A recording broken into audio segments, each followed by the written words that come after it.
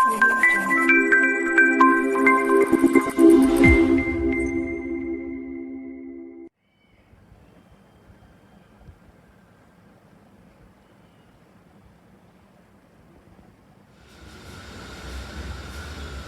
Friends, कैसे हो? मैं हूं हार्दिक पटेल, आपका आविष्कार एकेडमी में स्वागत करता हूं। चलो शुरू करते हैं आज का लेक्चर।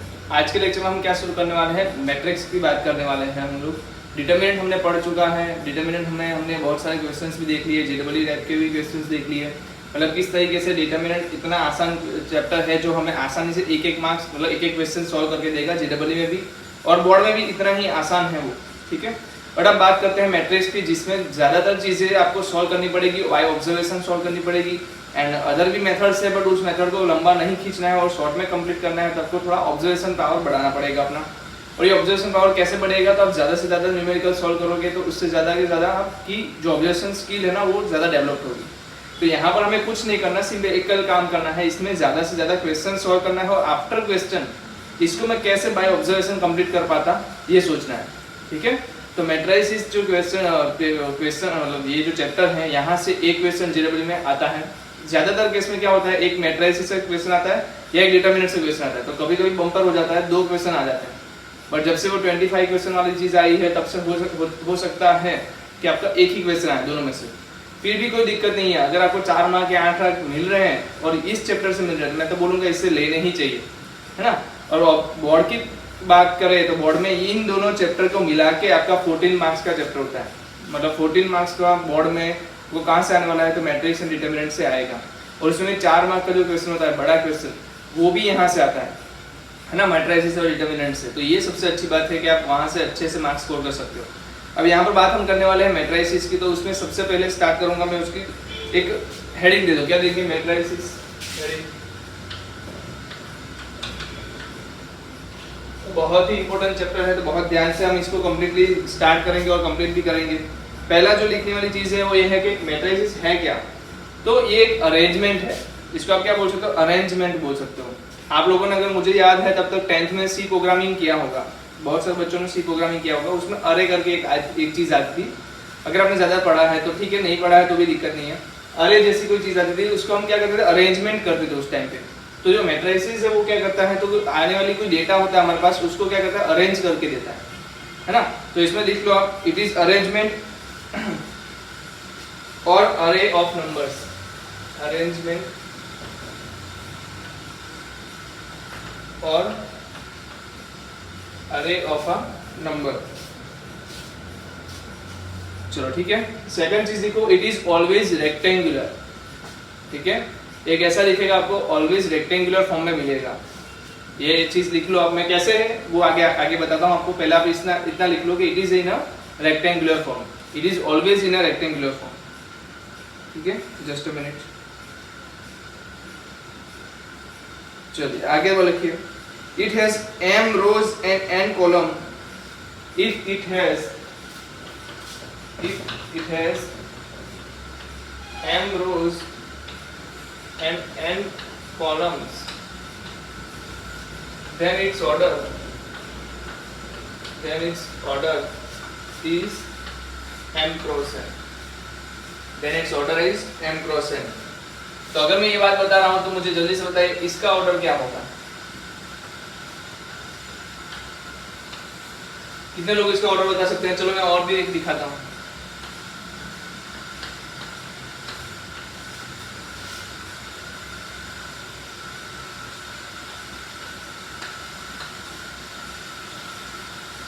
इन सबके मुझे ऑर्डर लिख के दो। अगर मैंने जो बात बोली है, अगर आप समझ पाए हैं, मैंने क्या बोला कि अगर इफ हैज m रोज मतलब के आड़ी line, horizontal lines, and n columns मतलब वर्टिकल लाइंस, तो अगर उसके पास m रोज है और n कॉलम्स है तो मैं उसका ऑर्डर क्या बोलूंगा? m cross n। तो मतलब पहला क्या दिखा रहा है? रो दिखा रहा है। दूसरा क्या दिखा रहा है? कॉलम दिखा रहा है। तो कितने आसानी से आप बता सकते हो? जल्दी से बताओ। इधर रो कितनी है? 1 2 3, तो मैं पहली बार 3 लिख दूं। कॉलम कितने हैं? 1 और 2, तो 3 क्रॉस 2 लिखूंगा। इसी तरीके से इसमें रो कितनी है? 1 और 2, तो 2। कॉलम कितने हैं? 1 2 3, तो मैं 3 लिखूंगा। यहाँ पर बोलो, रो और कॉलम दोनों एक एक है, तो मैं क्या लिखूंगा? 1 क्रॉस 1। यहाँ पर रो कितनी है? 1 और 2, भले एक लिखा है पर ये रो ही है। तो ये कितनी रो देगी, 2 क्रॉस 1 लिखेंगे और यहाँ पर 1 क्रॉस।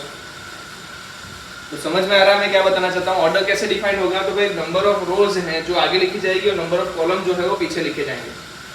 ठीक है, तो जल्दी से लिख लीजिए।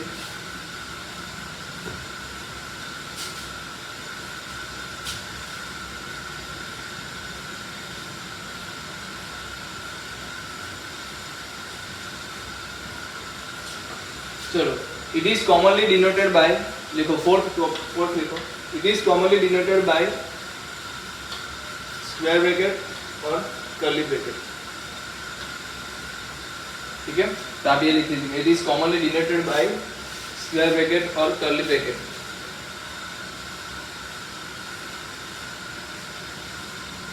देखो अगर पैरेलल लाइंस होगी तो क्या बोलेंगे हम, डिटरमिनेंट, तो वो आप ध्यान रख लेना कि पैरेलल लाइंस हम ना कर दें।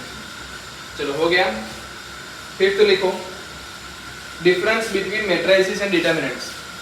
देखो fifth topic, difference between matrices and determinants. Difference between matrices and determinants, उसमें लिखना, फिफ्थ लिखा ना मैं, फिफ्थ। सर फर्स्ट लिखो, determinant is always square.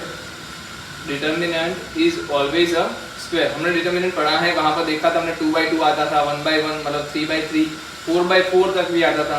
But कभी भी हमने ऐसा नहीं देखा कि 3/2 का डिटरमिनेंट निकालना है या 2/1 का डिटरमिनेंट निकालना है। हमने ऐसी कोई चीज़ नहीं देखी। हमने हमेशा क्या देखा है कि जब भी आप देखो 2/2 होगा या 3/3 होगा, वैसी चीज़ें होगी। तो कहने का मतलब क्या लिखना है यहाँ पर, टॉपिक क्या लिखना है, देखो the determinant is always a square but matrices is rectangular.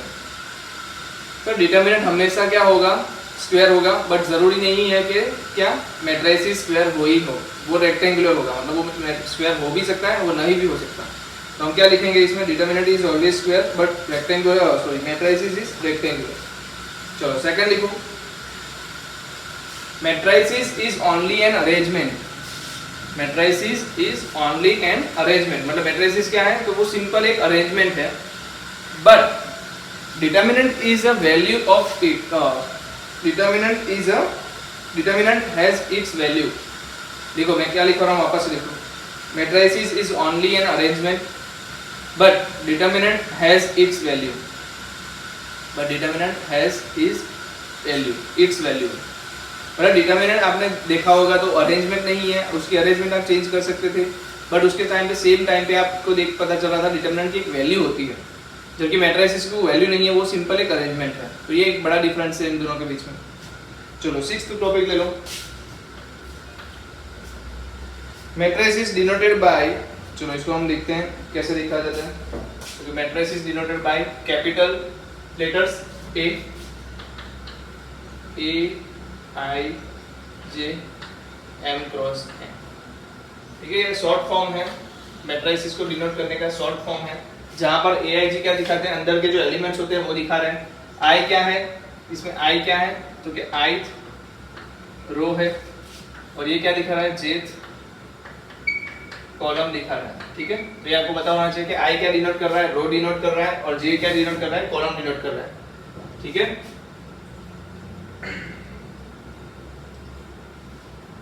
ठीक है, AIJ इज एलिमेंट। चलो अगर मैं इसको अच्छे से लिखूं तो कैसे लिखा जाएगा, A इज इक्वल टू, मुझे 2/3 का बनाना है, आपको फॉर्म करना है, 2/3 का मुझे बना के देना है। 2/3 का बना के दो तो क्या आएगा, A1, मतलब ये पहली रो है ना, पहली रो पहला कॉलम, तो A11, पहली रो दूसरा कॉलम, ठीक है, पहली रो तीसरा कॉलम, खत्म, क्योंकि 3 ही कॉलम है। रो कितनी है, 2 है, तो मैं क्या करूंगा, दूसरी रो पहला कॉलम, दूसरी रो दूसरा कॉलम, दूसरी रो तीसरा कॉलम, तो टोटल कितने एलिमेंट्स आएंगे, तो आपको हमेशा पता होना चाहिए, इसका मल्टीप्लिकेशन जो आएगा उतने एलिमेंट्स आएंगे। तो 2 × 3 क्या हुआ, 6, तो इसके एलिमेंट्स कितने आएंगे, 6। आ रहा है समझ में।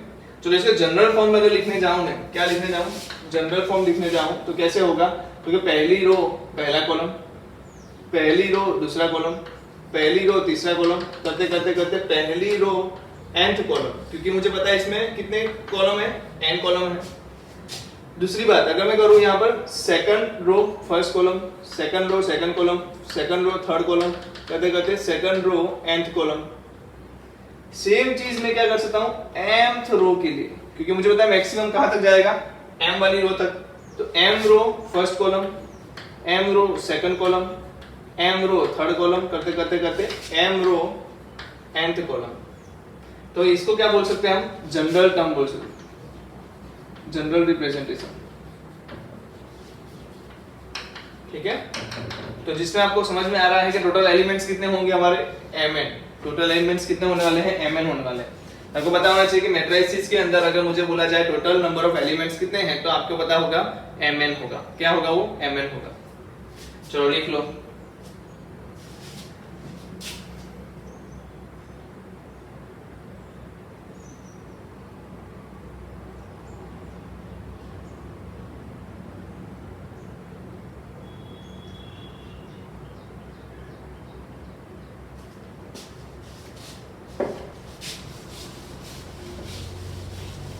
हो गया। चलो अभी मैं थोड़ा सा इसमें चेंज करता हूं। इसमें मैं चेंज क्या कर रहा हूं, m इक्वल टू n, मैंने चेंज क्या कर रहा हूं, m इक्वल टू n। जैसे ही m इक्वल टू n लूंगा, ये m क्या लिखा जाएगा, इस m को मैं क्या लिख सकता हूं ये बताओ। इस m को मैं n लिख सकता हूं। तो मैंने यहाँ पर n लिखना शुरू किया, n n, तो यहाँ पर क्या आ गया n n, तो यहाँ भी क्या लिखूंगा n क्रॉस n। ठीक है, तो इसको क्या बोलेंगे, स्क्वायर मैट्रिक्स बोलेंगे।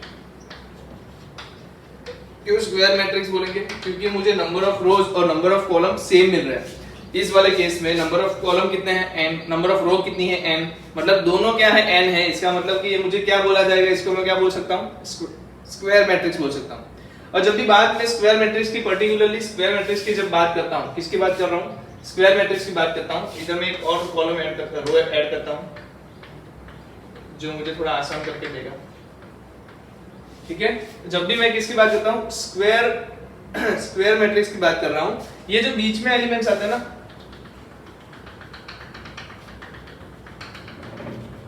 ठीक है, ये जो मैंने एलिमेंट्स दिखाए कौन से, A11, A22, A33, ANN, तो ये जो एलिमेंट्स है जहां पर आपका I इक्वल टू J होता है, इसमें क्या हो रहा है देखने के पता चल रहा है, I इक्वल टू क्या हो रहा है, J हो रहा है।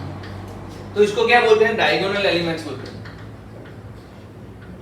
डायगोनल एलिमेंट्स बोलते हैं। ठीक है, इसको क्या बोलते हैं, डायगोनल एलिमेंट्स बोलते हैं, जो I इक्वल टू J से रिप्रेजेंट किया जाता है, जो आपको इस तरीके से दिखाया जाएगा। इसको फ्रंट डायगोनल मतलब क्या, डायगोनल ही बोलोगे आप, चलेगा, कोई दिक्कत नहीं है, डायगोनल बोल सकते हो। डायगोनल पे आने वाले सभी एलिमेंट को डायगोनल एलिमेंट से रिप्रेजेंट कर सकते हो। और उसमें आपको एक चीज पता होगी, I इक्वल टू क्या होगा, J होगा। ठीक है, एक बेसिक सी बात है जो ज्यादातर लोग नजरअंदाज कर देते हैं, वो आपको पता होनी चाहिए। वो जो है ये वाला जो ट्रायंगल है, देखने से देखो आप, ये वाली जो चीज है अगर आप ऑब्जर्व करते हो तो ऑब्जर्वेशन से क्या पता चलता है कि आपका I जो है ना वो लेस देन J है। अगर आप देख लो तो थोड़ा बहुत नजर डालो इसमें, I लेस देन J हो रहा है क्या, इसमें देखो I क्या है 1, J क्या है 2, लेस देन 1 है।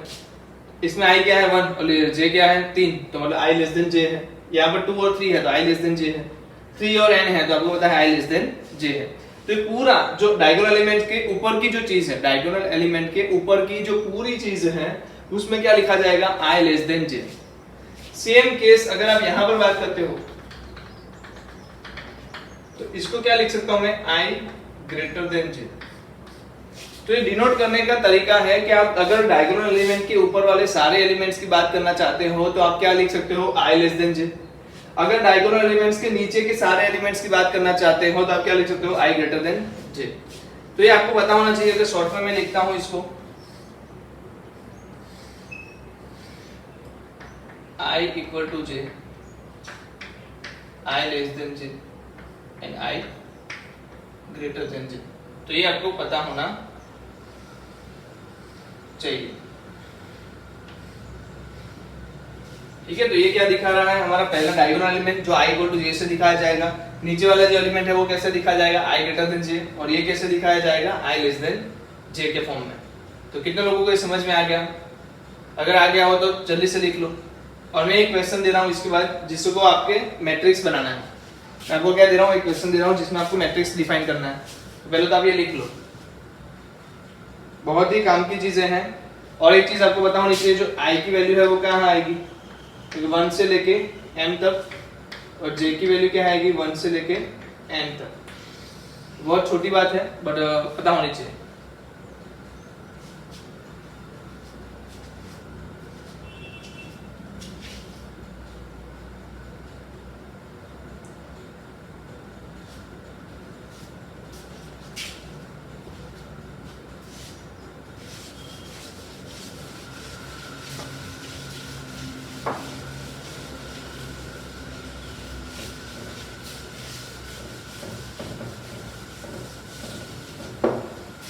चलिए अब क्या है, क्वेश्चन लिख लो। Form a matrices of order, from a matrix of order 3 cross 3, 3 cross 3, form a matrix of order 3 cross 3 such that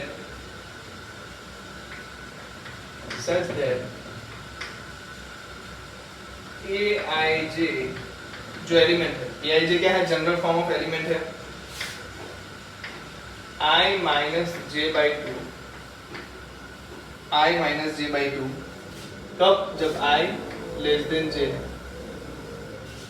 कब, जब i ग्रेटर देन j है। क्या लिखा है, i ग्रेटर देन j के लिए i square plus j square divide by two, जब i equal to j, i square plus j square divide by two की जरूरत नहीं, सिर्फ i square plus j square है, I square plus j square when I equal to j, then I plus j by 2 where I less than j।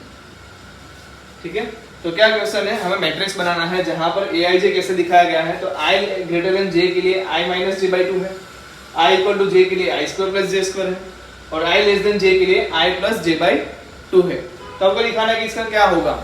मैं तो बोलूंगा video pause करो और इसको बनाओ खुद से, ठीक है, फिर मैं यहाँ पर सॉल्व करवाता हूँ। तो पहला काम क्या है, 3/3 दिया है तो मुझे क्या बनाना पड़ेगा, 3/3 मैट्रिक्स की जगह, तो 1 2 3 1 2 3 1 2 3, तो मेरे 9 एलिमेंट्स आएंगे, ये तो पक्की बात हो गई। अब 9 एलिमेंट्स में आप चीज देखो कि i ग्रेटर देन j वाला किसने, पहला क्या है, i ग्रेटर देन j कहाँ पर आएगा ये बताओ, तो i ग्रेटर देन j वाले ये 3 है।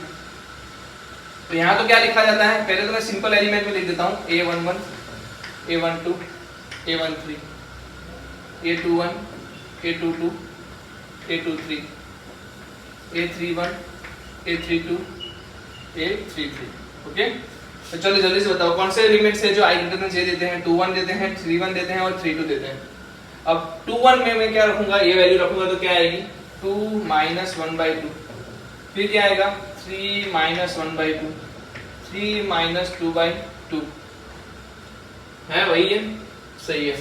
चलो a11 a22 a33 क्या है, i इक्वल टू j है, उस केस में क्या रखना है, तो कि 1 square plus 1 square, 2 square plus 2 square और 3 स्क्वायर प्लस 3 स्क्वायर।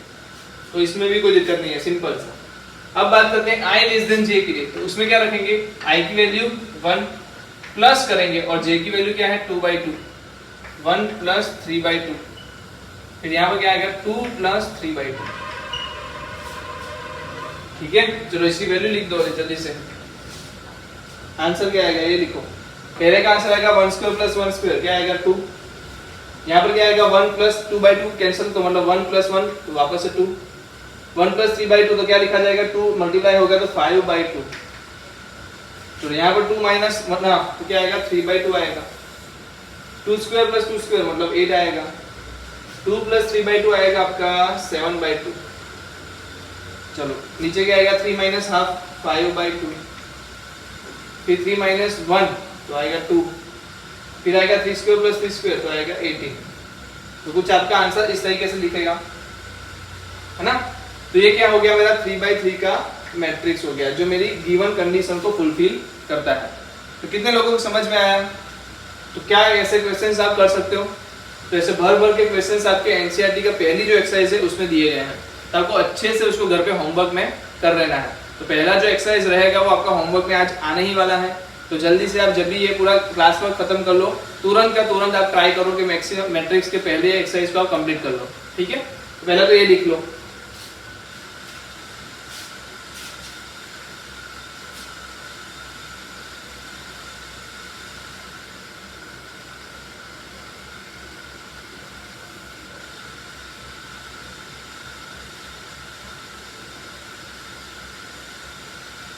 चलो सेकंड क्वेश्चन लिखो। Construct a matrix, construct a matrix of order 3 cross 2, construct a matrix of order 3 cross 2 such that Aij is equal to I minus 2j divided by 2. Aij is equal to I minus 2j divided by 2. तो जल्दी से बता 3 cross 2 है तो रो कितनी है, number of row 1 2 3, column 1 2 1 2, तो ये भरना है आपको। पहला काम क्या है, A11 है, दूसरा क्या है A12 है, A21 A22 A31 A32। चलो वैल्यू रखना शुरू करो। तो जल्दी से aij की जगह पे क्या दिया है, i की जगह पे i माइनस 2j वाला फॉर्म दिया है ना, तो i की जगह पे यहाँ पर क्या आएगा 1 माइनस 2 डिवाइड बाई 2 का मोड, 1 माइनस 4 डिवाइड बाई 2 का मोड, क्या आएगा 2 माइनस 2 डिवाइड बाई 2 का मोड, 2 माइनस 4 डिवाइड बाई 2 का मोड, 3 माइनस 2 डिवाइड बाई 2 का मोड, और 3 माइनस 4 डिवाइड बाई 2 का मोड। तो जल्दी से बताओ क्या आंसर आएगा, सिंपल सा आंसर, जल्दी बताओ। 1 माइनस 2 क्या होगा, 1 डिवाइड बाई 2 तो 1/2 आ गया, मोड है तो प्लस माइनस की चिंता करनी नहीं है, 1 माइनस 4 तो 3/2 आ गया, यहाँ पर 2 में से 2 जाएगा 0 हो जाएगा तो आंसर 0, 2 में से 4 गया 2 डिवाइड बाई 2 तो 1 आ गया, 3 में से 2 जाएगा तो 1 डिवाइड बाई 2 तो 1/2, और यहाँ में 3 में से 4 जाएगा तो 1 तो मतलब 1/2।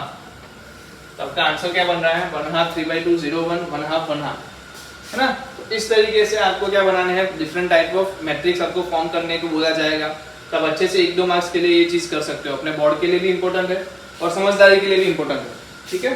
तो जल्दी से लिख लो ये भी।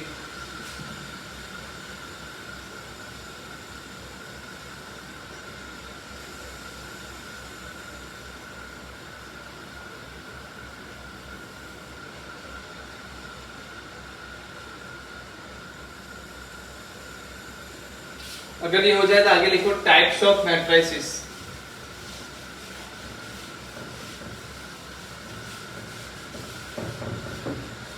क्या लिखो, टाइप्स ऑफ मैट्रिसेस।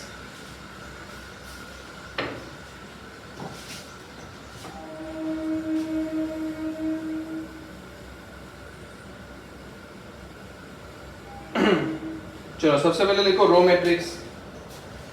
सबसे पहली जो टाइप है वो है रो मैट्रिसेस। रो मैट्रिक्स जो नाम है उसी तरीके से समझ में आता है कि जिसमें चलो मैं लिखवा देता हूँ, it is a matrix of order 1 cross m। It is a matrix of order 1 cross m। It is a matrix of order 1 cross m। कहने का मतलब A B C जिसमें रो कितनी हो, एक ही हो, कॉलम कितने हो सकते हैं, बाय चॉइस जितने भी हो सकते हैं उतने,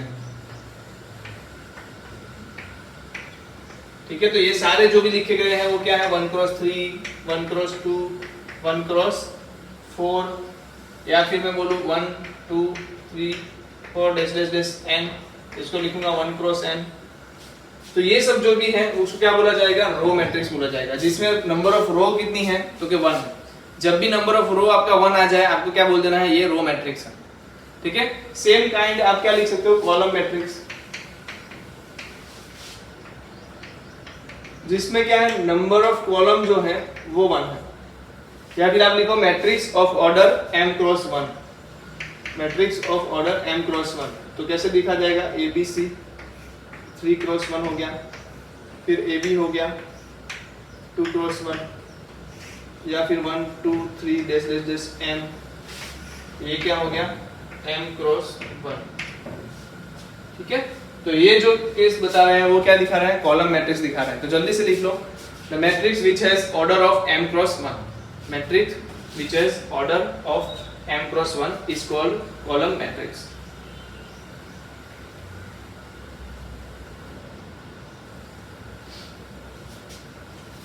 ठीक है, चलो नेक्स्ट देखिए, नल मैट्रिक्स। क्या लिखोगे? नल मैट्रिक्स या तो जीरो मैट्रिक्स। क्या लिखा जाएगा इसको?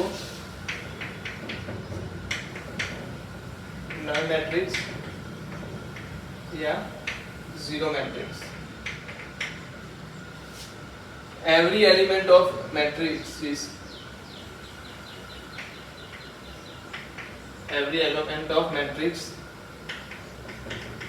equal to zero। मतलब सभी एलिमेंट अगर इसके मैट्रिक्स के जीरो हैं तो उसको मैं नल मैट्रिक्स के नाम से जाना जाएगा। मतलब अगर मेरे पास मैट्रिक्स है 2/3,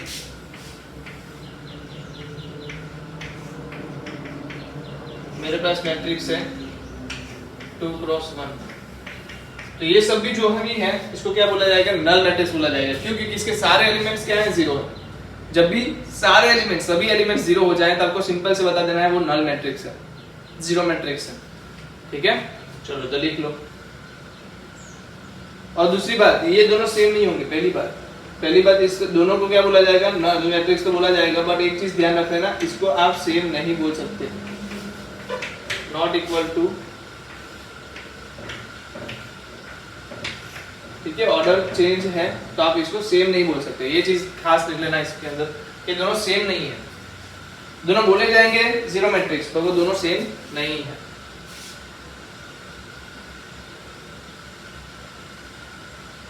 चलो फोर्थ लिखो, स्क्वायर मैट्रिक्स।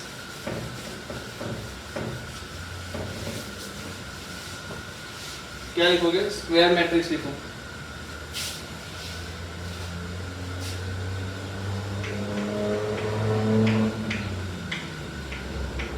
किसको बोलेंगे? जब number of column, number of row is equal to number of column, या फिर शॉर्ट में लिखो m इक्वल टू m। जब नंबर ऑफ रोज जो आपकी है वो नंबर ऑफ कॉलम के जितना हो जाए तो आपको बोला जाएगा कि ये स्क्वायर मैट्रिक्स है। आपने इसको डिनोमिनेशन आप पहले हमने किया है वही आपके यहाँ पर लिख देना वापस से, था ना, a11 a12 से डेस a1n, फिर a21 2 3 किया था, नीचे लाके an1 n2 वाला जो फॉर्म लिखा था वो यहाँ पर आपको लिखना है। चलो अभी जो यहाँ पर एक चीज है वो लिखना है आपको, order is n cross n, order is n cross n, but we call it matrix of order n। जबकि आपको ऐसा बोला जाए, we call it matrix of order n। मतलब आपको ऑर्डर में सिर्फ एक ही डिनोट किया गया हो तो आपको समझ जाना है कि ये क्या बताना चाहता है, स्क्वायर मैट्रिक्स की बात कर रहा है। तो जब भी लिखा जाएगा मैट्रिक्स ऑफ ऑर्डर n, इसका मतलब कि ये क्या है, n क्रॉस n। ये क्या है, n क्रॉस n है। तो ये चीज आपको पता होनी चाहिए कि मैट्रिक्स ऑफ ऑर्डर n, इसका मतलब होता है कि मैट्रिक्स जो हमारा दिया है वो स्क्वायर मैट्रिक्स है और उसका ऑर्डर क्या है, n क्रॉस n। चलो लिख लीजिए और इंपॉर्टेंट रिमार्क करके लिखिए। एक अच्छा टॉपिक ही है, ऐसा समझ लो, ट्रेस ऑफ मैट्रिक्स। लिख लो, ट्रेस ऑफ मैट्रिक्स।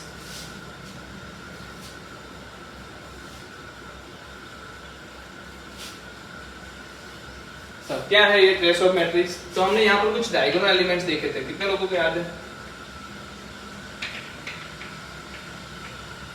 याद है ना ये डायगोनल एलिमेंट्स जिसमें i और j सेम होते हैं, कितने लोगों को याद है? ठीक है, तो ये जो थे हमारे डायगोनल एलिमेंट्स, कौन से डायगोनल एलिमेंट्स का सम ऑफ ऑल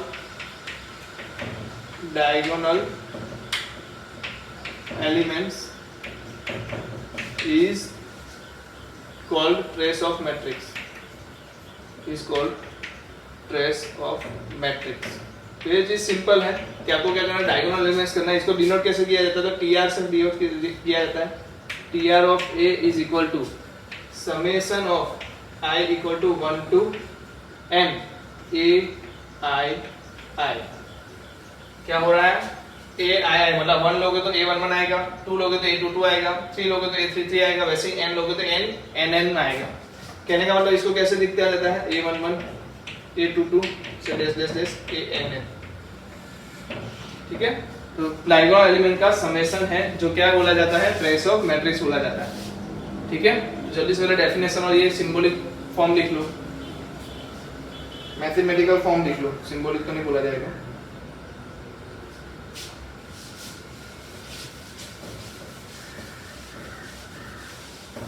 चलो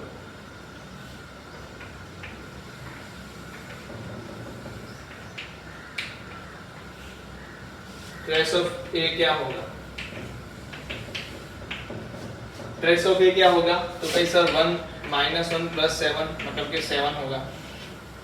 सिंपल सा डायगोनल एलिमेंट्स का सम करना है, तो 1 + -1 मतलब -1 + 7, तो 1 - 1 + 7 = 7। तो आपका आंसर क्या आएगा, ट्रेस ऑफ ए 7। और इंपॉर्टेंट चीज जो है वो प्रॉपर्टीज है, प्रॉपर्टीज ऑफ ट्रेस। पहली बात, trace of A plus trace of B = trace of A plus B. तो आपको ये पता होना चाहिए, trace of A plus trace of B = trace of A plus B. फिर K trace of A = trace of K का constant जो क्या है, स्केलर कांस्टेंट है। स्केलर कांस्टेंट होना मतलब उसकी कोई वैल्यू नहीं है, सॉरी इसकी वैल्यू ही है, सिर्फ कांस्टेंट वैल्यू है, तो उसका बाहर निकाल के भी लिख सकते हो। मतलब के कोई मैट्रिक्स नहीं है, वो एक स्केलर क्वांटिटी है, तो उसका बाहर निकाल सकते हो ट्रेस के ट्रेस ऑफ ए क्या लिखा जाएगा, ट्रेस के, है ना। ये चीज आप पता करके रखो। और दूसरी बात, trace of A B = trace of B A. ठीक है, अब ये सर मैट्रिक्स का समेशन क्या है, मैट्रिक्स का मल्टीप्लिकेशन क्या होता है, वो सब चीजें तो मैं पढ़ी नहीं, बट ठीक है जब पढ़ेंगे तब आप उसको समझ लेना। अभी तो आप क्या करो, सिंपल फॉर्म में लिखो, तुम्हें कितना लिख लोगे, प्रॉपर्टीज ऑफ ट्रेस क्या होती है, और उसी के बेस पे मैं एक आपको क्वेश्चन भी दे रहा हूँ। चलो, ट्रेस ऑफ मैट्रिक्स समझ में आया, क्या हो रहा है, डायगोनल एलिमेंट्स का सम हो रहा है, सिंपल सी चीज, और उसके बीच में प्रॉपर्टीज क्या है हमारे पास, ये वाली। चलो, तो अभी मैं क्वेश्चन लिखा रहा हूँ, वो लिखिए आप। If a + 2b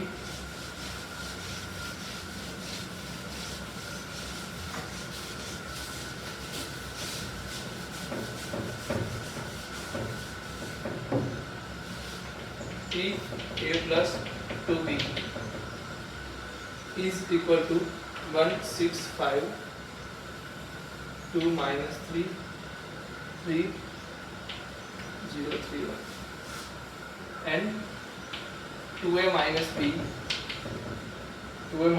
is equal to 2 2 0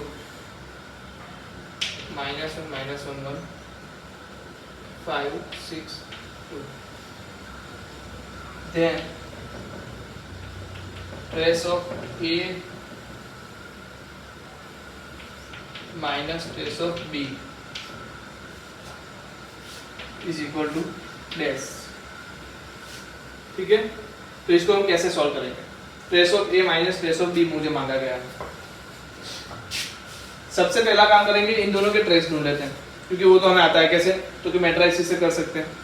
तो ट्रेस ऑफ a + 2b क्या आएगा, trace of a + 2b is equal to क्या आएगा, 1 - 3 + 1 is equal to -1। Trace of 2a - b क्या आएगा, 2 - 1 + 2 इज इक्वल टू 3। तो दो चीजें हमें सिंपल सी पता है, तो वो मैंने ढूंढ लिया, सिंपल सा। अब इसको अलग कैसे कर सकते हो, तो इसको मैं क्या लिख सकता हूँ, कितने लोग बोल सकते हो, मैं इसको लिख सकता हूँ trace of a + 2 trace of b is equal to -1। कितने लोग एग्री करते हैं इसके ऊपर। हमने जो प्रॉपर्टी पढ़ी उससे मैंने क्या किया, पहले तो a + b वाला फॉर्म जो था अलग अलग किया। दूसरी बात, इसमें 2 अंदर मल्टीप्लाई था, उसको मैंने बाहर निकाला, तो सेकंड प्रॉपर्टी यूज की। सेम चीज यहाँ अप्लाई करूंगा, तो 2 trace of a minus trace of b is equal to 3। ठीक है, अब किसी एक को हटाना पड़ेगा, सिंपल सी बात करें, ट्रेस ऑफ a और ट्रेस ऑफ b ढूंढना है, तो किसी एक को हटाना पड़ेगा। कैसे हटा सकते हैं, इसको सर 2 से मल्टीप्लाई करो, 2 से मल्टीप्लाई करते ये क्या होगा, 4 ट्रेस ऑफ a, ये हो जाएगा 2 ट्रेस ऑफ b, और ये हो जाएगा 6। अब मुझे बताओ क्या आंसर आएगा, तो इन दोनों का सम करेंगे तो क्या आंसर आएगा, ये तो 0, ये आ जाएगा 5 ट्रेस ऑफ a तो इधर भी क्या आ गया 6 माइनस 1 मतलब 5, तो ट्रेस ऑफ ए क्या आ गया 1, ट्रेस ऑफ ए क्या आ गया 1 आ गया। अगर ट्रेस ऑफ ए 1 है तो ये देखो ट्रेस ऑफ ए 1 इधर जाएगा तो क्या होगा -2, 1 उस तरफ जाएगा तो क्या होगा -2, और ट्रेस ऑफ बी क्या है 2, ट्रेस ऑफ बी है ना, तो 2 कैंसिल नीचे चला जाएगा, -2 डिवाइड बाय 2 क्या आ जाएगा, ट्रेस ऑफ बी क्या आएगा ये बताओ, तो क्या -1 आएगा। चेक कर लो आप, इधर रख के भी चेक कर सकते हो, 4 into 1 4 हो गया +4, उस तरफ जाएगा तो क्या होगा +2, और -2 से डिवाइड होगा तो क्या आएगा -1। तो ट्रेस ऑफ ए आपका क्या है 1, ट्रेस ऑफ बी क्या है -1, वैल्यू रखो 1 -1 = 2, तो आंसर क्या आ रहा है इसका 2 आ रहा है ना। तो कितने लोगों को समझ में आया ट्रेस ऑफ ए और बी से कैसे खेलना है, कर सकते हैं ऐसा, तो पहले जल्दी से अच्छे से लिख लो।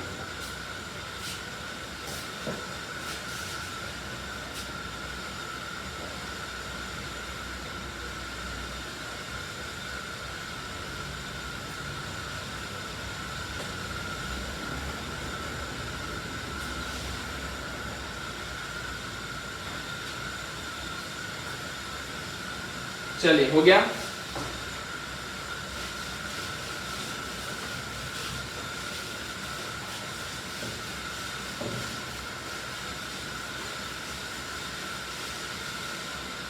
चलो अब लिखो क्लासिफिकेशन ऑफ मैट्रिसेस।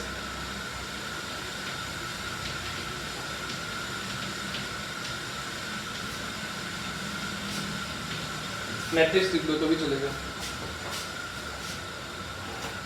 पहला टॉपिक जो है वो है 2 पार्ट में डिवाइड होगा ये चीज। पहली चीज है डायगोनल मैट्रिक्स, दूसरी जो चीज है वो है ट्रायंगुलर मैट्रिक्स। इसको हम बोल सकते हैं classification of square matrix. Classification of क्या लिखना है, मैट्रिक्स नहीं लिखना है, आपको लिखना है स्क्वायर मैट्रिक्स।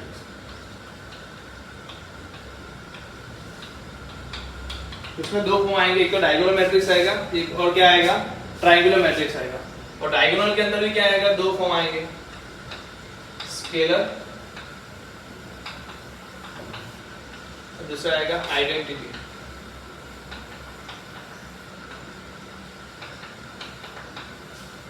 ठीक है। जब ट्रायंगुलर के अंदर क्या आएगा, अपर ट्रायंगुलर मैट्रिक्स, वैसे ही लोअर ट्रायंगुलर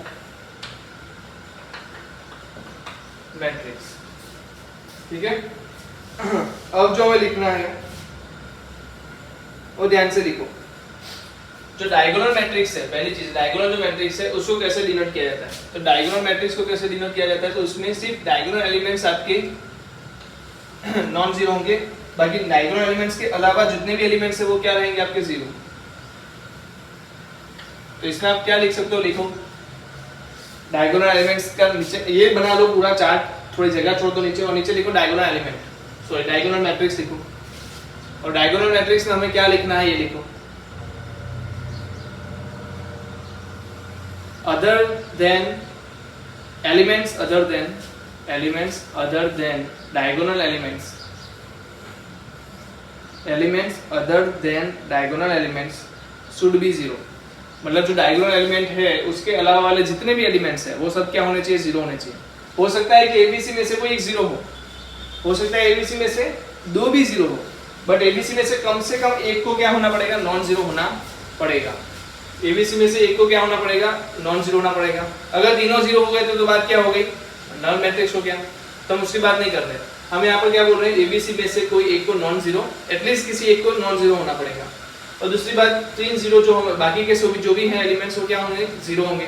तो अगर मैं इसका ही 2 पार्ट बता रहा हूँ तो एक चीज तो डिफाइन हो गई ना, क्या, क्योंकि तो बाकी के जो होंगे वो कैसे होंगे, 0 होंगे। ये तो मुझे भी पहले से पता चल गया, दोनों केस में जो बाकी के जो एलिमेंट है वो कैसे रहने वाले हैं हमारे, 0। सिर्फ डायगोनल एलिमेंट्स है उसको मुझे चेंज करना है। इन दोनों में फर्क क्या होगा, तो ये वाली चीज तो पक्की होगी कि बाकी के जो एलिमेंट्स है जो क्या नहीं है, डायगोनल एलिमेंट्स नहीं है, वो जीरो होने वाले हैं, क्योंकि ये इसी का दो पार्ट है ना। तो पहले डायगोनल एलिमेंट तो है ही, तो इसमें दो पार्ट बन रहे हैं। तो इसमें डिफरेंस क्या है, तो इसमें है कि ये कोई भी वैल्यू होगी और वो तीनों सेम होनी चाहिए। इसको मैं क्या लिखूंगा, aij is equal to ai equal to क्या होगा, a लिख रहा हूं या k लिख रहा हूं, कोई भी लिखूं, पर तीनों क्या होने चाहिए, सेम होने चाहिए। जबकि यहाँ पर क्या होने चाहिए, सेम तो होने ही चाहिए, साथों साथ वन ही होने चाहिए, साथों साथ क्या होने चाहिए, वन ही होने चाहिए।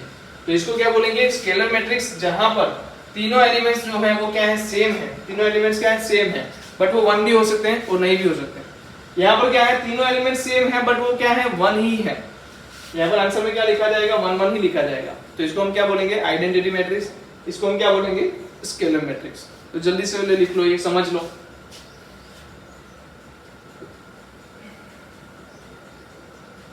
हाँ, इसको हम कैसे डिनोट करते हैं, अगर यहाँ पर 3/3 का मैट्रिक्स है ना, तो इसको हम I3 लिखते हैं। अगर 2/2 का होता है तो I2 लिखते हैं, बट 1/1 का लिखते हैं तो I1 नहीं लिखते। क्योंकि वो तो नॉन मैट्रिक्स नहीं, सॉरी नॉट मैट्रिक्स, बट उसमें डायगोनल ही नहीं बनता। क्या नहीं बनता, डायगोनल नहीं बनता। तो I1 जैसी कोई चीज नहीं होती, सिर्फ I2 I3 I5 I7 जैसे कुछ भी बढ़ता रहेगा, बट I1 नहीं होता। और यहाँ पर भी देख लो आप, जब भी आपके डायगोनल एलिमेंट से उसकी वैल्यूज क्या आएगी, a कॉमन रहेगा। तो इसको लिखने के टाइम पे आप ये भी लिख सकते हो ai3। क्यों, क्योंकि आगे जाके बताएंगे क्यों, बट अभी आप ऐसे लिख सकते हो कि उसको ain लिखा जाता है। n क्या है, नंबर ऑफ ऑर्डर, मतलब ऑर्डर क्या है वो है। अब बात आ रही है upper triangular matrix. Upper triangular matrix में पहली बार ट्रायंगुलर मैट्रिक्स क्या है, तो ट्रायंगुलर मैट्रिक्स और अपर ट्रायंगुलर लोअर ट्रायंगुलर में एक चीज कॉमन है, पहले वो लिख लो, जो उनके डायगोनल एलिमेंट्स है वो जीरो होंगे। नॉट डायगोनल एलिमेंट्स जीरो, सो ऐसा नहीं है, डायगोनल एलिमेंट्स जीरो नहीं है, डायगोनल एलिमेंट्स होंगे, कुछ भी हो सकते हैं, ए बी सी लिख लो आप। तो मैं पहले डायगोनल एलिमेंट्स को थोड़ा डिटेल कर लेता हूं।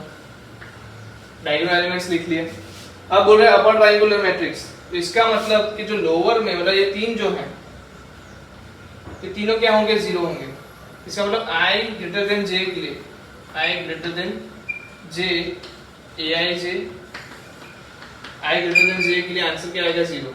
इसके लिए बात कर रहा हूं मैं अपर ट्रायंगुलर मैट्रिक्स।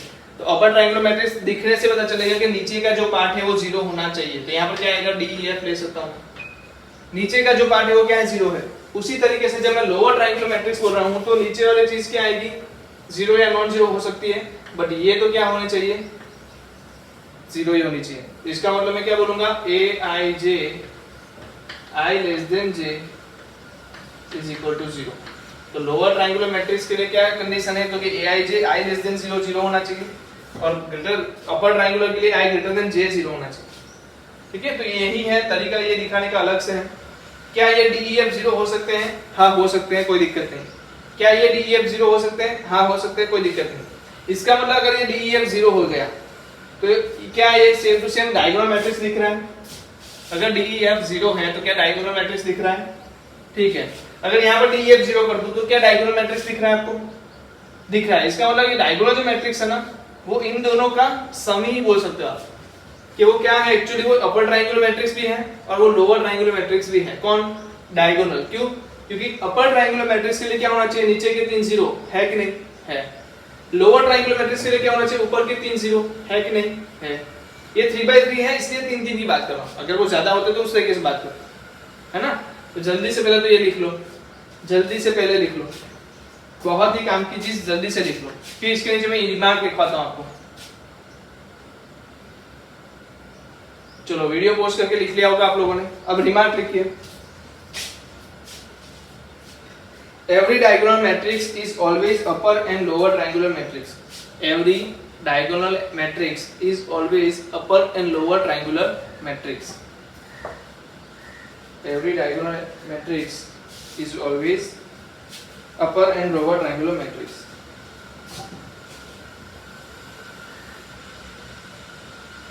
ठीक है, चलो अब लिखो। सेकंड बहुत इंपॉर्टेंट टॉपिक है, इसको अच्छे से लिखना आप, जो भी मैं लिखा रहा हूँ। Minimum number of zeros in upper triangular matrix. Minimum number of zeros in triangular matrix. minimum number of zeros in triangular matrix.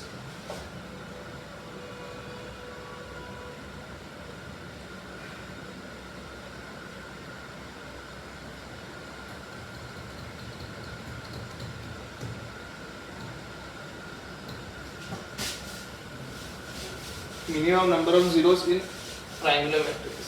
चलो ध्यान से समझना मैं क्या बताना चाहता हूँ। तो अगर मैं कोई भी ट्रायंगुलर मैट्रिक्स को मैं अगर जनरल फॉर्म लिखूंगा तो जनरल फॉर्म कैसा दिखेगा मुझे ये बताओ। तो A11 A12 dash dash dash A1n A21 A22 A23 A2n, फिर आएगा A31 A32 A33 A3n AN1 AN2 AN3 AN। ठीक है, तो मुझे ट्रायंगुलर मैट्रिक्स जनरल में लिखूं तो इस तरीके से लिखूंगा। अब मुझे एक चीज पता है, मुझे क्या पूछा गया, minimum number of zeros. Minimum number of zeros का मतलब क्या होगा कि कम से कम इतने जीरो तो होने ही चाहिए तभी मैं उसको ट्रायंगुलर मैट्रिक्स बोलूंगा। और आपको कितना लोगों को पता है ट्रायंगुलर मैट्रिक्स या अपर हो या लोअर हो, कितने लोगों को चलो ये तो पता होगा ये कितने होते हैं, ये कितने एलिमेंट्स हैं। चलो जो डायगोनल एलिमेंट्स है वो कितने होते हैं किसी भी n ऑर्डर मैट्रिक्स में, n ऑर्डर मैट्रिक्स में नंबर ऑफ डायगोनल एलिमेंट्स कितने होते हैं जल्दी बताओ, कौन बता सकता है। तो आप बोलोगे 1 2 3 4 करते करते n होते हैं। नंबर ऑफ डायगोनल एलिमेंट्स कितने होते हैं, n होते हैं। तो ये कितने हैं, n एलिमेंट्स है। चलो कितने लोगों को पता है ये जो होते हैं और ये होते हैं दोनों सेम होते हैं, ये कितने लोगों को पता है। इतने यहाँ पर जो नंबर ऑफ एलिमेंट्स हैं, यहाँ पर जो नंबर ऑफ एलिमेंट्स है वो सेम टू सेम यहाँ पर होंगे, वो कितने लोगों को पता है। ठीक है, तो इतना पता चल गया कि ये जो ट्रायंगुलर होगा वही सेम ट्रायंगुलर यहाँ पर होगा। कहने वाला इधर नंबर ऑफ जो एलिमेंट्स है वो अगर x है, नंबर ऑफ एलिमेंट्स इसके कितने हैं x है, तो इसके भी नंबर ऑफ एलिमेंट्स क्या होंगे ये बताओ, x होंगे कि नहीं। अगर ये x है तो ये भी कितने होंगे, x होंगे कि नहीं। अब टोटल नंबर ऑफ एलिमेंट्स कितने हैं समझ में आ रहा है, टोटल नंबर ऑफ एलिमेंट्स कितने हैं। सर आप ये क्यों ढूंढ रहे हो, तो मैं बताता हूँ। अगर किसी को भी अपर ट्रायंगुलर मैट्रिक्स होना है या किसी को भी लोअर ट्रायंगुलर मैट्रिक्स होना है तो कंडीशन क्या है कि आपका a ग्रेटर देन j या तो a लेस देन j क्या होना चाहिए, 0 होना चाहिए। तो a ग्रेटर देन j मतलब ये पूरा टर्म, तो ये सारे एलिमेंट्स क्या होना चाहिए, 0 होने चाहिए। तो मुझे ये तो पता होना चाहिए ना कि इसमें नंबर ऑफ एलिमेंट्स हैं कितने, क्योंकि मिनिमम नंबर ऑफ जीरोस की वैल्यू क्या आएगी, तो इसमें जितने भी एलिमेंट्स होंगे सभी 0 होंगे तभी आप ट्रायंगुलर मैट्रिक्स बोल पाओगे। तो मिनिमम मुझे इतने लोगों को तो 0 बनाना ही होगा, फिर चॉइस है कि इसमें से कोई 0 हो या ना हो वो अलग बात है। बट ये जो एलिमेंट्स है सारे, अगर मुझे अपर ट्रायंगुलर मैट्रिक्स बनाना है तो ये सारे के सारे एलिमेंट्स क्या होना चाहिए, 0 होने चाहिए। इसके लिए मुझे ये तो पता होना चाहिए ना कि इसमें नंबर ऑफ एलिमेंट्स है कितने, तो हम यही ढूंढने की कोशिश कर रहे हैं। तो ये जो है वो नंबर ऑफ एलिमेंट्स कितने हैं, x है, और सेम टू सेम ये भी क्या है, x है। इसका मतलब मुझे समझ में आ रहा है कि x plus n, total number of elements क्या होगा, x प्लस n। और दूसरी बात आपको पता भी है ना, जब ऑर्डर आपका n क्रॉस n है, तो एलिमेंट्स कितने होंगे, n स्क्वायर।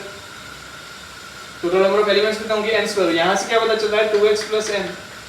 तो x की वैल्यू क्या आ रही है, n square minus n divide by 2। तो ये क्या है, ट्रायंगुलर मैट्रिक्स या लोअर ट्रायंगुलर मैट्रिक्स, अपर या लोअर जो भी हो, उसमें जो बाकी का जो ट्रायंगल बनता है उसमें नंबर ऑफ एलिमेंट्स कितने होंगे, तो n square minus n by 2। यहाँ पर लिख दूं मैं n square minus n by 2।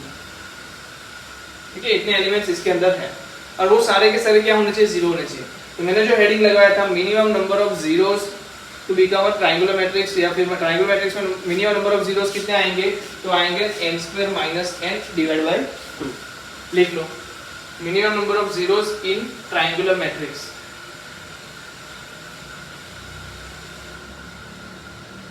हो गया।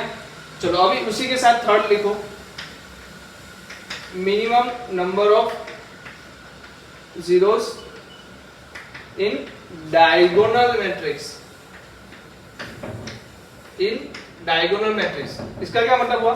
डायगोनल मैट्रिक्स मतलब ये भी 0 होने चाहिए, ये भी 0 होने चाहिए, ये तो 0 होने ही चाहिए, ये भी 0 होने चाहिए। तो इसका क्या मतलब समझू मैं? अगर ये दोनों 0 होने चाहिए तो कहने का मतलब n² माइनस n बाई 2 0 हो गया। ये सभी 0 होने चाहिए। दूसरा वो भी कितने हैं? n² minus n divide by 2 0। तो इतने 0 और इतने 0 होंगे तभी आप बोल सकते हो कि डायगोनल मैट्रिक्स होंगे। तो मिनिमम नंबर ऑफ जीरोस कितने हैं? तो n² minus n by 2 plus n² minus n by 2, और इसका आंसर क्या आएगा सबको पता है, n² माइनस n। तो minimum number of zeros in diagonal matrix क्या है? n² minus n। और आप इसी तरीके से लिखना जिससे कि आपको नेक्स्ट टाइम जब भी आप इसको रिफर करो तो आपको पता चले कि कैसा लिखा गया है। तो सारे एलिमेंट्स जो लोअर ट्रायंगुलर में है, सॉरी के नीचे के वाली साइड है और ऊपर के साइड है, सभी 0 होंगे तो ही आप डायगोनल एलिमेंट बोल पाओगे, तो या डायगोनल मैट्रिक्स बोल पाओगे, है ना। तो ये पता होना चाहिए कि n² माइनस n आएगा। तो minimum number of zeros in diagonal matrix is n² minus n। चलो देख लो, बहुत काम की चीज थी ये।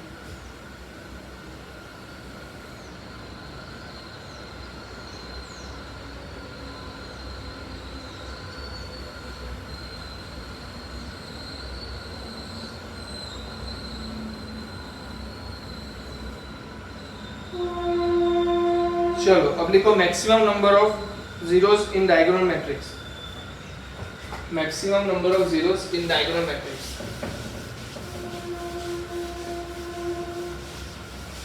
अरे रब कर दिया नहीं, चलो ठीक है तो ही बता देता हूँ। चलो मैक्सिमम नंबर ऑफ, मैक्सिमम मतलब मैं मैक्सिमम कितने 0 कर सकता हूँ डायगोनल मैट्रिक्स में? A B C Z ले लो। तो ये सब क्या होंगे? ये तो कंपल्सरी 0 होने चाहिए, ये भी सब 0 होने चाहिए। तो मैक्स से मैक्स कितने 0 बना सकता हूँ? क्या मैं इसको 0 बना सकता हूँ, इसको 0 बना सकता हूँ, इसको 0, सबको 0 बना सकता हूँ? सबको नहीं। हमने याद हो तो बताया था कि डायगोनल मैट्रिक्स में एक चीज जो है वो है एटलीस्ट 1 नॉन जीरो होना चाहिए।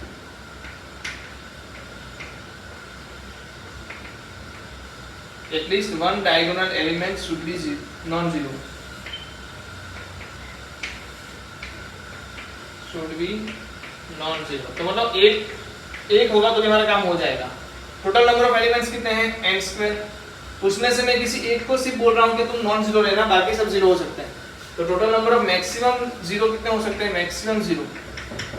तो भाई मैं n² माइनस 1 कर सकता हूँ, क्योंकि total number of elements n² है, उसमें से मुझे एक को तो मिनिमम क्या बनाना पड़ेगा? नॉन जीरो रखना पड़ेगा, इसलिए मैं एक को हटा रहा हूँ, बाकी सारे वैल्यूज को मैं 0 बना सकता हूँ। तो n² माइनस n1 क्या हो गया आपका? Maximum number of zeros in diagonal matrix. लिख लो maximum number of zeros in diagonal matrix n² minus 1। ठीक है, ये एक चीज जो मैं आपको होमवर्क में दे रहा हूँ, चाहूंगा कि आप कर लोगे। क्वेश्चन लिख लो, हम आगे कल उसको सॉल्व भी कराएंगे। क्वेश्चन लिख लो, equality of matrices, sorry not equality of, by using 0 and 1 only, by using 0 and 1 only, 0 and 1 only, how many surfaces of how many matrices of order 3, how many matrices of order 3 such that it is diagonal matrix? First, it is diagonal matrix. Second, it is a non-singular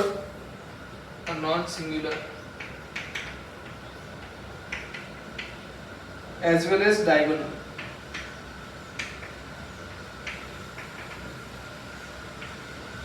non singular मतलब क्या होता है? Non singular मतलब determinant of A, मतलब कि matrices का जो determinant है वो नॉट इक्वल टू 0, 0 नहीं होना चाहिए। नॉन सिंगुलर का मतलब क्या होता है कि जो वैल्यू है इसकी डिटर्मिनेंट की, जो भी आप मैट्रिसेस बनाओ उसकी जो डिटर्मिनेंट वैल्यू है वो क्या होनी चाहिए? 0 से अलग होनी चाहिए, नॉन 0 होनी चाहिए। ठीक है, तो ये दो क्वेश्चन का आंसर आपको कल लिख के लाना है, जिसमें क्या पूछा गया है कि आपको मैट्रिसेस बनाना है, वो भी ऑर्डर 3 का, जिसमें आप 0 और 1 पुट कर सकते हो, और पुट करने के बाद आपको उसको क्या बनाना है? डायगोनल मैट्रिक्स बनाना है। तो कितने अलग अलग मैट्रिक्स बन सकते हैं डायगोनल मैट्रिक्स जैसे? दूसरी बात, it is a non singular as well as diagonal, तो उस डायगोनल में से नॉन सिंगुलर कैसे हो, कितने होंगे? अगर आपने बना लिया कि चलो भाई 5 10 मेरे 10 हैं जो डायगोनल मैट्रिक्स हैं, तो उस 10 में से कितने ऐसे हैं जो नॉन सिंगुलर है, तो आपको बताना है। ठीक है, तो ये दोनों क्वेश्चन आप होमवर्क में कर सकते हो, चलो लिख लो। तो नेक्स्ट जो है वो लिखो order equality of matrices, equality of matrices.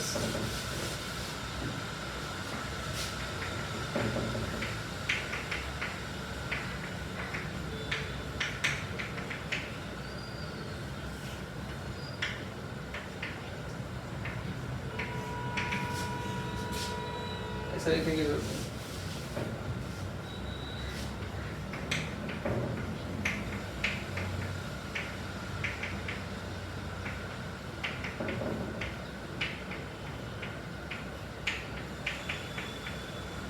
पहली कंडीशन क्या है, इसके लिए कंडीशन होगी, और आपको दो मैट्रिसेस दिए हैं ए और बी, दो मैट्रिसेस दिए हैं ए और बी, तो इक्वल कब होंगे?